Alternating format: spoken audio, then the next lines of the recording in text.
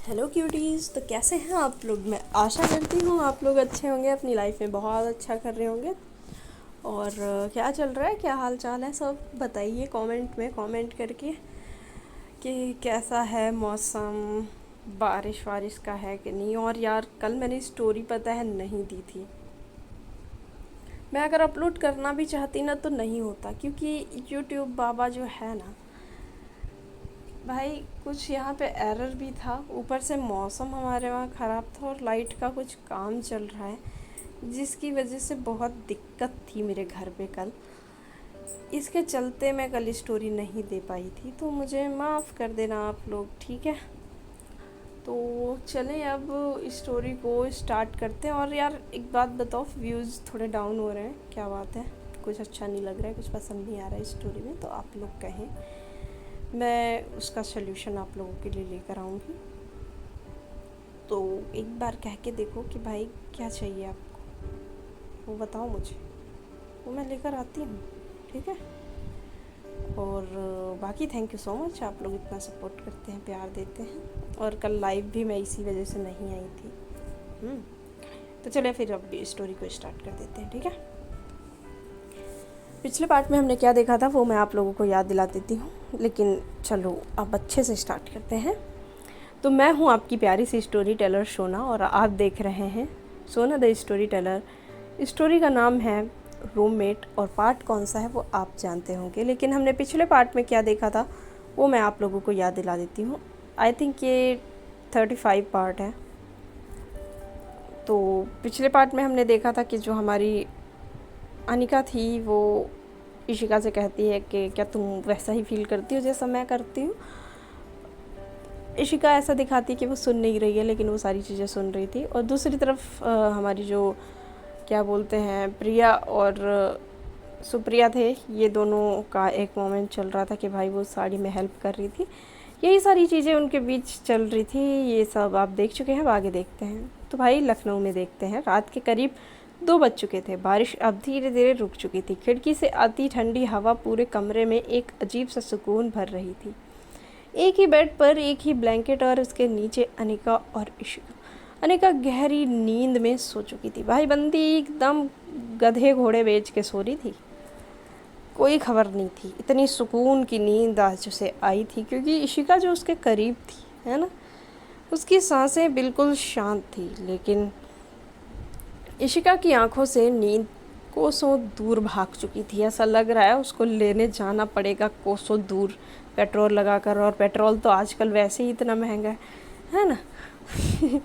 तो इसीलिए उसकी नींद इतनी दूर चली गई थी। इसलिए इशिका सोचती है अब कौन लगाए पेट्रोल, तो मैं नहीं जाऊंगी। तो इशिका नहीं जाती है अपनी नींद लेने, वो ऐसे ही लेटी थी। उसकी सांसें बिल्कुल शांत हो चुकी थी। वो चुपचाप करवट लेकर अनिका को देखने लगी थी। उसके बालों को हटा रही थी तो कहीं फेस को छू रही थी, बस ये सारी चीज़ें कर रही थी। चांद की रोशनी उसके चेहरे पर पड़ रही थी, क्योंकि अब हल्का सा चांद निकल आया था, बादल साफ हो चुका था, है ना। तो भाई रूम से दिख रहा था कि बादल साफ हो गए हैं और चांद बादलों से बार बार छुप के रोशनी लेकर आ रहा है। इशिका के होठों पर एक हल्की सी मुस्कुराहट साफ नज़र आ रही थी। वो धीरे से कहती है, पागल लड़की, तुम्हें क्या लगता है सिर्फ तुम ही अपने दिल से लड़ रही हो? तुम्हें ऐसा लगता है सिर्फ? उसकी आंखों में नमी उतर चुकी थी, और वो कहती है कि मैं भी हर रोज़ खुद से लड़ती हूँ, कभी तुमसे, कभी अपने डर से, कभी समाज से। हर चीज़ का डर है मुझे। वो अपने हाथ को धीरे से आगे बढ़ाती है। अनिका के चेहरे पर आई एक छोटी सी जुल्फ को बहुत प्यार से कान के पीछे कर देती है। अनिका नींद में ही हल्का सा करवट बदलती है। इशिका जो थी एक पल के लिए घबरा जाती है, लेकिन अनिका फिर से शांत हो गई थी। इशिका को लगा था कि वो जग जाएगी, पर वो जगती नहीं है। इशिका हल्की सी सांस छोड़ती कहती, बस अभी नहीं, थोड़ा सा और वक्त। मैं चाहती हूँ जब मैं तुम्हें अपने दिल की बात बताऊँ तो मेरी आंखें झुकी हुई नहीं, सीधा तुम्हारी आंखों में देख रही हूँ। वो यही चाहती थी कि भाई उसका जो भी वो गौरव के साथ है वो सारी चीज़ें ख़त्म हो जाएं। उसके बाद वो धीरे से अनिका का हाथ अपने हाथ में लेती है, बस एक पल के लिए, जैसे उस एक लम्हे को हमेशा के लिए याद रख लेना चाहती हो। इस कदर वो उसको देख रही थी।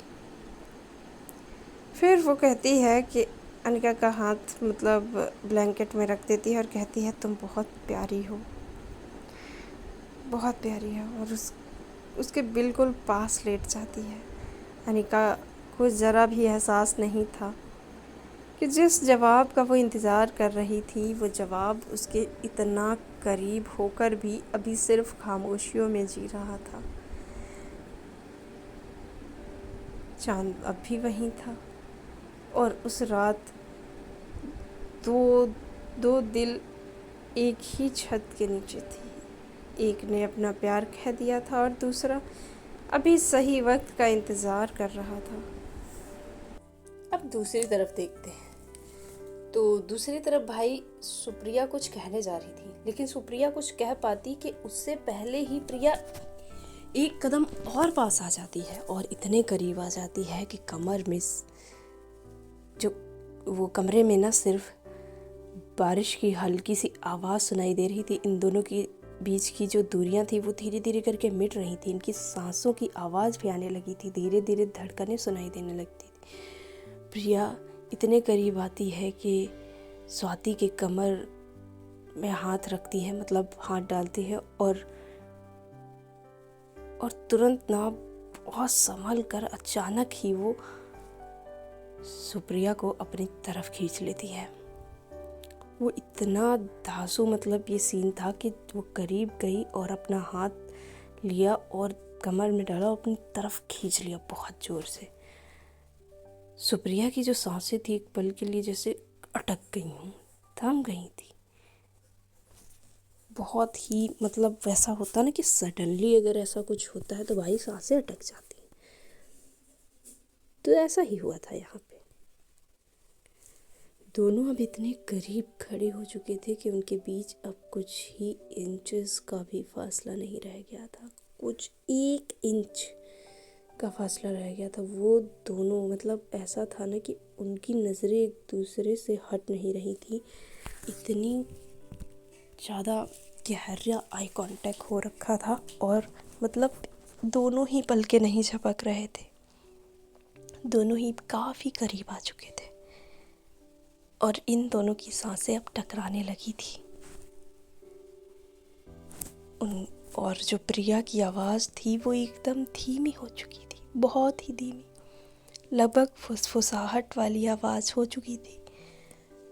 और वो कहती है काफ़ी करीब आके,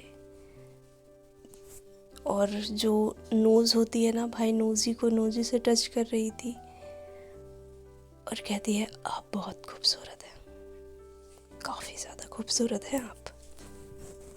पता नहीं क्यों बट पहले से ज़्यादा खूबसूरत दिखने लगी हैं आप मुझे। आप मुझे इतनी खूबसूरत पता नहीं क्यों लगती है। कुछ तो ख़ास बात होगी आप में, आप सच में खूबसूरत हैं। सुप्रिया बस उसे ही देख रही थी। तभी प्रिया थोड़ा सा हंसने लगती है और कहती है वैसे मुझे सब पता है, जानबूझकर करती हो ना तुम ये सारी चीज़ें। आपने मुझे साड़ी ठीक करने को कहा था, जानबूझकर कहा था ना, क्योंकि आप मुझे अपने करीब करना चाहते हो। आई नो, सब समझ आ रहा है मुझे। हर एक चीज़ ना हेल्प के लिए कुछ भी होता है जानबूझकर करते हो आप। सुप्रिया के होठों पर एक शर्मीली सी मुस्कुराहट आ चुकी थी। वो शर्मा गई थी। वो कहती अच्छा तो बताओ मैंने क्या सोचा था। तो प्रिया धीरे से अपना चेहरा और करीब लाती है। दोनों की नोज़ अब बिल्कुल ही टच हो चुकी थी, एक दूसरे को छू रही थी। उनकी जो नोज़ थी, नज़रें अब भी एक दूसरे में उलझी हुई थी। प्रिया एकदम मुस्कुराते हुए कहती है आप देखना चाहती थी कि मैं आपके इतने करीब आकर भी खुद को संभाल पाती हूँ या नहीं।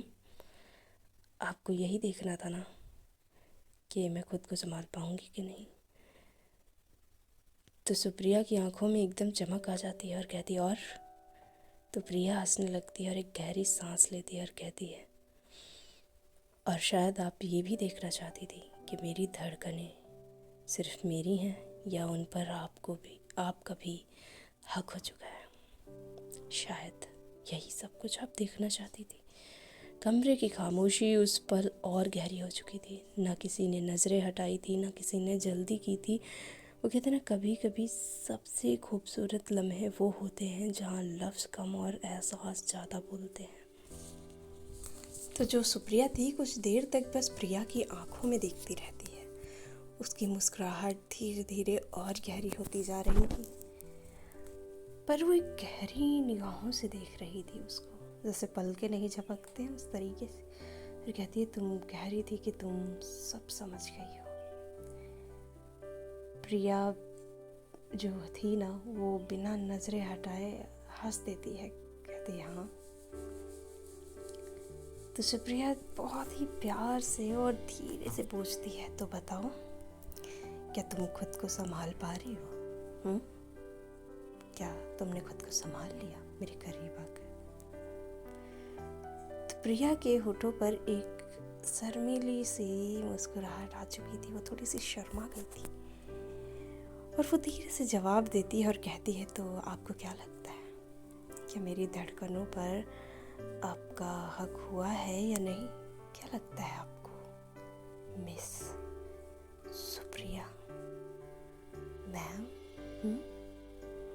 कमरे में फिर से वही गहरी खामोशी छा चुकी थी। सुप्रिया पलके तक नहीं झपकती है अपनी, भाई पलके तक नहीं झपका रही थी वो बंदी, ऐसे देख रही थी।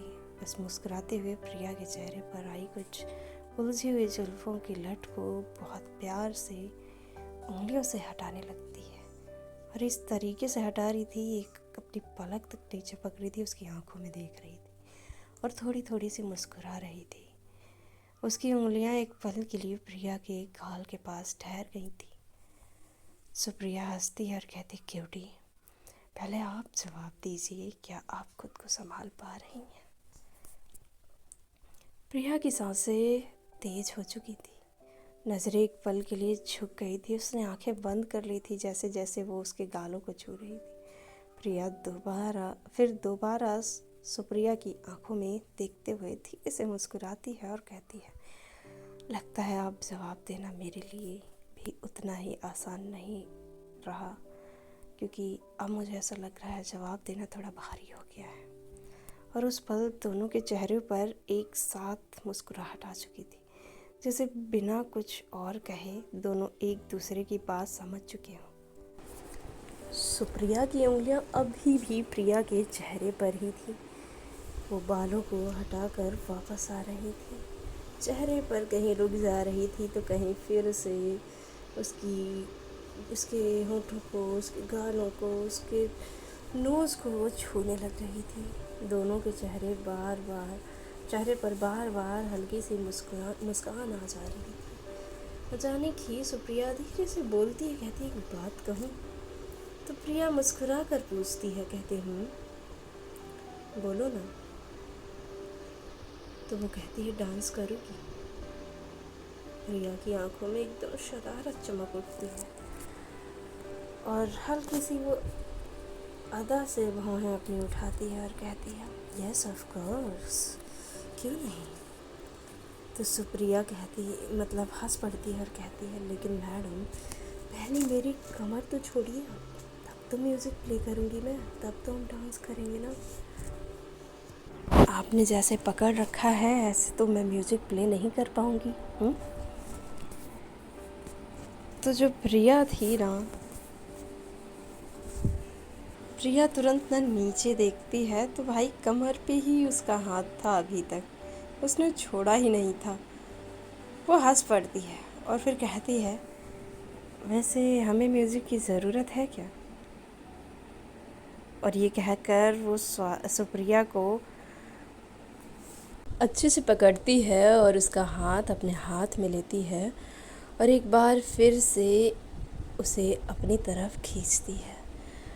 दोनों की नज़रें एक दूसरे से फिर से जा मिली थी, जुड़ चुकी थी। भाई वो पहले से ही ये कह सकते हैं कि जुड़ी हुई थी। ना कोई गाना बज रहा था, ना कमरे में कोई और आवाज़ थी, सिर्फ खिड़की पर गिरती बारिश और दोनों की हल्की सी हंसी। सुप्रिया बहुत ही प्यार भरी निगाहों से वो देख रही थी हमारी प्रिया को, और वो कहती है, लगता है तुम अपनी ही दुनिया में रहती हो। जो बहुत ही करीब से जानने पे पता चलता है कि तुम कैसी हो। तो प्रिया हंस देती है और कहती है, उस दुनिया में आज से आप भी हैं। सुप्रिया न बिना कुछ कहे बस अपना सिर हिलाती है और मुस्कुरा देती है। दोनों बहुत ही धीरे धीरे कमरे में कदम मिलाकर झूमने लगे थे, जैसे हर कदम एक नई याद बना रहा हो। और उस रात बिना किसी संगीत के भी दो दिल एक ही धुन पर धड़क रहे थे। वो दोनों इतने करीब कब आ गए थे उन्हें पता ही नहीं चला था, और बहुत ही अच्छा डांस कर रहे थे, कपल डांस। अब थोड़ा सा टाइम को आगे बढ़ाते हैं। सुबह की पहली हल्की सी रोशनी पर्दे के बीच से कमरे में आ रही थी। लखनऊ में अनिका की नींद अचानक से खुल गई थी। उसने मतलब बिल्कुल अपने आदत की तरह, भाई आदत से ही इशिका की तरफ देखती है, और एक पल में उसका चेहरा बदल गया था, क्योंकि जो इशिका थी ना भाई, इशिका थोड़ी अलग लग रही थी। और वो कह पड़ी, इशिका इशिका इशिका नींद में ही हल्की हल्की सी कांप रही थी। अनिका तुरंत उठकर उसके पास बैठ जाती है। वो घबरा गई थी और घबराहट में ही इशिका के मत्थे पर हाथ रखती है और कहती है, ओह माय गॉड, तुम्हें तो बहुत तेज़ बुखार है। इशिका इशिका उठो। उसकी धड़कनें तेज़ हो गई थी। वो दौड़ कर किचन से ठंडा पानी लेकर आती है। एक साफ कपड़ा भिगोया हुआ था, वो भी लेकर आती है भाई साथ में, और बहुत संभल कर इशिका के मत्थे पर वो पट्टी रखने लगती है तुरंत। और वो कहती है, इशिका प्लीज़ आंखें खोलो ना। पर कोई जवाब नहीं आता है। वो कहती है, प्लीज़ इशिका सब ठीक है, उठो ना, तुम दवाई खा लो, बट उठो तो तुम, आंखें तो खोलो। अनिका धीरे से उसके कंधे को हिलाती है, पर कोई जवाब नहीं। और वो कहती है, इशिका सुनो ना यार, सुनो तो सही। लेकिन इशिका बस बुखार में आंखें बंद करके लेटी हुई थी। अनिका की आंखों में घबराहट साफ नज़र आ रही थी, और वो घबराहट में ही कहती है, मुझे लगता है मेडिसिन देनी ही पड़ेगी। वो जल्दी से उठकर दवाई लेने के लिए मुड़ती है कि अचानक किसी ने उसका हाथ पकड़ लिया था। अनिका एकदम से रुक जाती है और वो पलट कर देखती है कि इशिका ने अपनी आंखें हल्की सी खोली थी। बुखार की वजह से उसकी आवाज़ बहुत कमज़ोर थी, बट वो तुरंत ना क्या करती है, इशिका उसको थोड़ा सा अपने ऊपर खींच लेती है भाई, खींच लेती है अपनी तरफ। और जब खींचती है तो अनिका बिल्कुल उसके ऊपर गिर जाती है और वो कहती है, एकदम चुप। पर अनिका कहती है कि तुम्हें दवाई खानी पड़ेगी, ऐसे मत करो ना प्लीज़, दवाई खा लो। फिर वो इशिका कहती है, बोला ना चुप रहो, एकदम चुप। तो कहती है, क्या हुआ? अनिका कहती है, क्या हुआ? तो इशिका उसका जो हाथ था वो छोड़ देती है और कहती है बहुत धीरे से अपनी तरफ खींचते हुए कि मेरे पास बैठो ना प्लीज़, प्लीज़ मेरे पास बैठो, यहीं पे बैठ जाओ। तो अनिका की सारी घबराहट एक पल के लिए थम गई थी। वो बेड पर वापस उसके पास अच्छे से बैठती है और इशिका ने उसके हाथ अपने दोनों हाथों में ले लिए थे। कहती है, ठीक है, मैं कहीं नहीं जा रही हूँ, मैं यहीं हूँ, पहले तुम्हारा बुखार कम करते हैं फिर कहीं जाऊँगी, ठीक है? तो इशिका आंखें बंद करते हुए बस इतना कहती है, बस यहीं रहना प्लीज़। अनिका उसके मत्थे पर फिर से पट्टी रखने लगती है और बहुत प्यार से उसके बाल सहलाते हुए कहती है कि मैं यहीं हूँ, कहीं नहीं जा रही।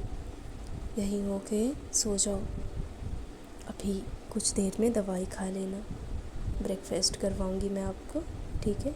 सब ठीक है, मैं कहीं नहीं जा रही। उस पल दवा से ज़्यादा शायद इशिका को अनिका की साथ की ज़रूरत थी, और वो मिल भी रहा था। और दूसरी तरफ बनारस जाते हैं।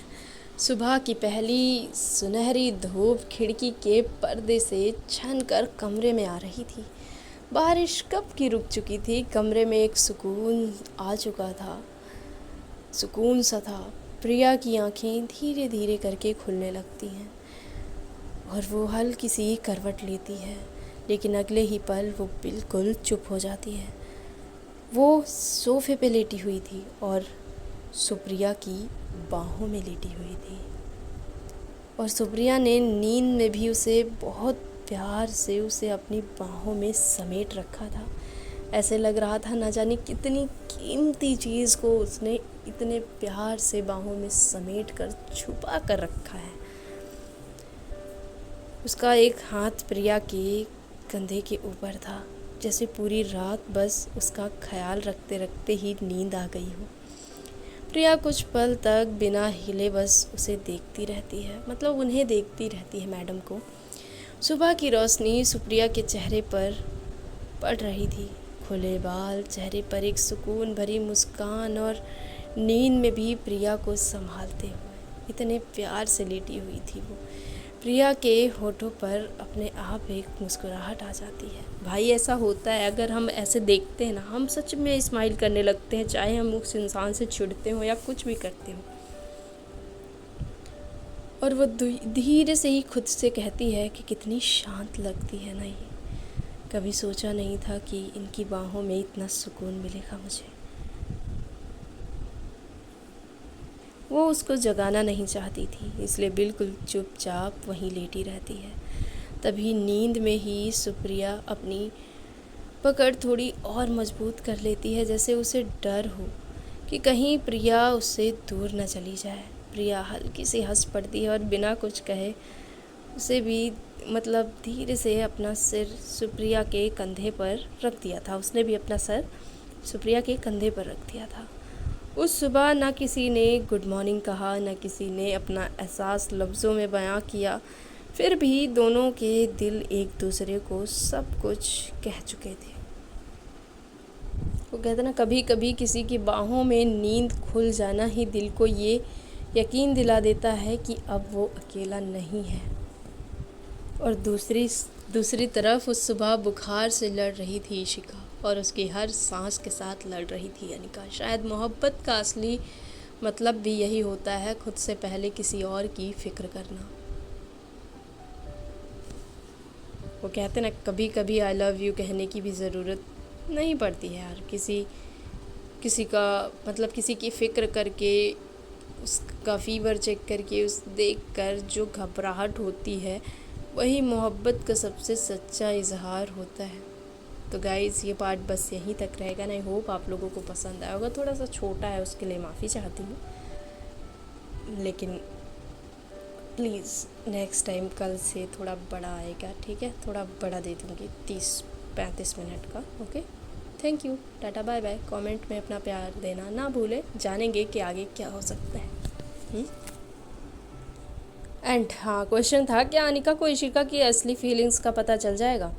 क्या प्रिया और स्वाति अपने दिल की बात एक दूसरे से कह पाएंगे? अगर आप अनिका की जगह होते तो क्या इशिका को इतनी आसानी से माफ़ कर देते? क्या इशिका का प्यार उसके डर से जीत पाएगा? आप किस कपल को मतलब ज़्यादा पसंद कर रहे हैं, अनिका, इशिका या फिर प्रिया और सुप्रिया? कमेंट करके ज़रूर बताइए। आपके हिसाब से पहले आई लव यू कौन बोलने वाला है, इशिका या प्रिया, और क्यों? मिलेंगे नेक्स्ट पार्ट में, ठीक है?